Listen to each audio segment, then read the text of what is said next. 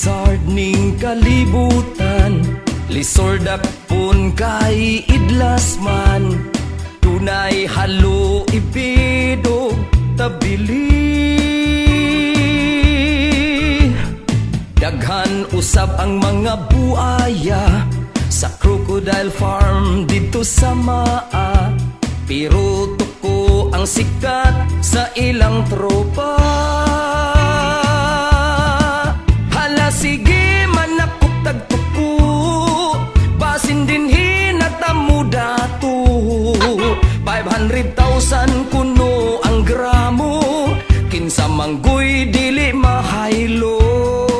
Daghan ang mirisan sa trabaho, nagdala-dala nagsako.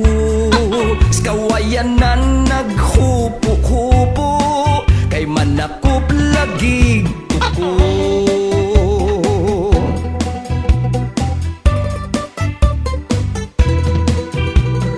Duna daw tuko nga nadakpan, nikalit ug hiyos kay nakuratan. Sa dihanggi hapuhap ni Inday naulian.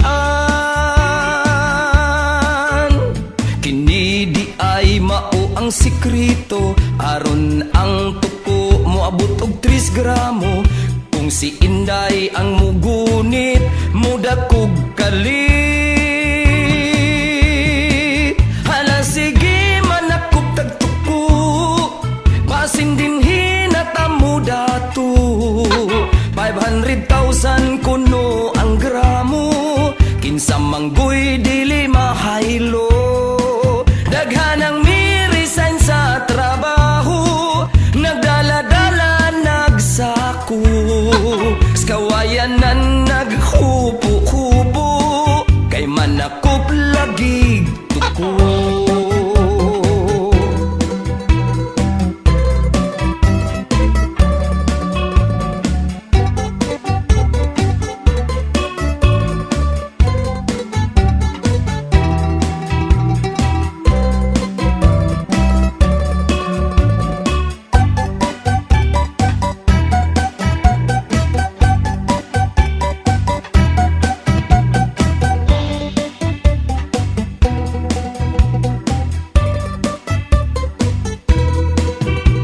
Endangered species daw ang tuko, maunang ang buyer nagtago-tago.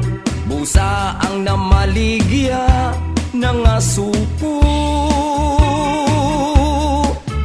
kay bisan asa na lang sila sangko. Unya mihiyos na ang ilang dalang tuko, naapay ilang daisir nga way ligo.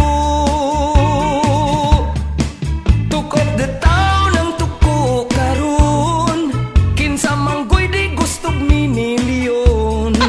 Problema lang kung kinsa ang buyer, kay ang diin arma uy watser. Ang pinanser gusto nang mo surrender, kay ang gasto wa pa ma-recover.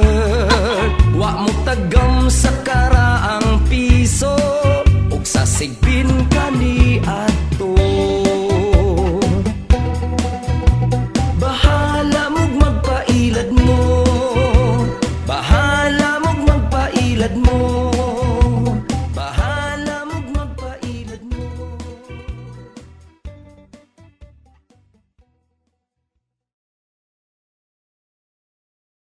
Hala sige manakop tagtuko, basin din hinatamu dato. 500,000 kuno ang gramo, kinsa manggoy dili mahaylo. Daghan ang mirisan sa trabaho,